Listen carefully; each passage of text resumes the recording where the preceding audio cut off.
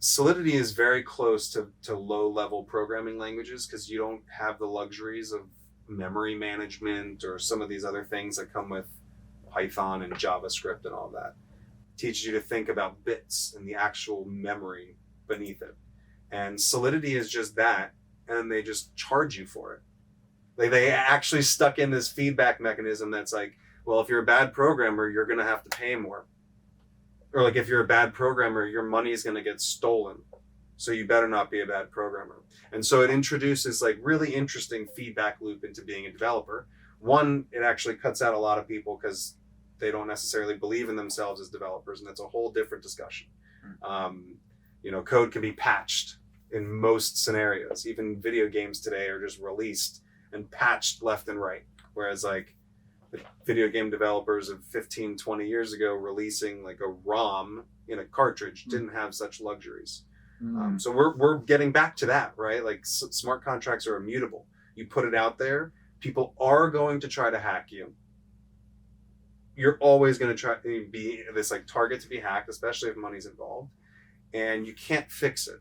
And if you can fix it, what did you really build to begin with, right? You have to like unravel that. So for me, it's like a built-in challenge at all times, right? Like it's me against the blockchain in a good way, right? In a constructive way, right? But someone says, here's the problem. And my brain just starts working like, okay, well, if I do it this way, it's going to cost me more. So how do we work our way through that? It's interesting hearing you put it like that, because as from a trading background, it's a very similar experience, because you've got, MEV bots, you've got attacks, like you've got people playing with liquidity, and there's different ways that you can structure your transactions and your trades using different platforms, grouping orders, all these different things, so that way you either don't give away your position or you get the least amount of slippage, using different liquidity pools instead of putting everything all in one transaction. So it's interesting. I'm seeing some parallels, and it's like those are brought about because of the open, transparent nature of this blockchain technology. It's cool. There's a really good story that comes from the Flashbots Discord. Like they have an introduction to MEV and how it works. They talk about the Dark Forest. Yeah. Have you read it? Yeah. Okay.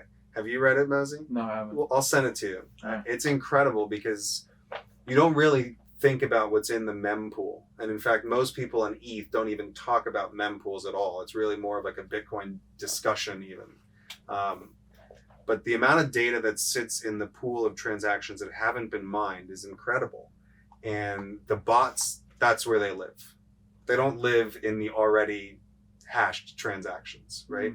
They live in this world of like, they see you submitted a transaction to Uniswap and they buy and sell on both sides of your trade with you. They like grab your trade and they go, cool, let's make sure Mozy gets in this block. I'm all for Mozy being in this block.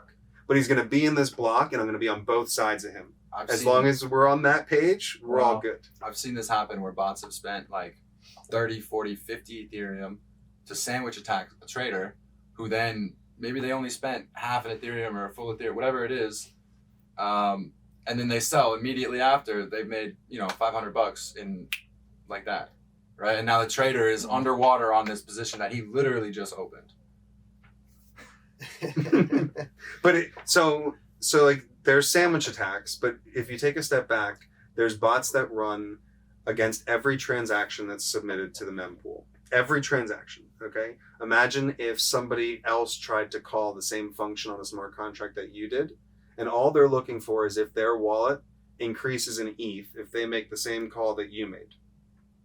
Right? So if you took a smart contract and stuck an ETH in it and then never did anything, but there was a function on there that if you called it, you could withdraw the ETH. If anyone could call it and withdraw the ETH, there's literally no way you'd get that.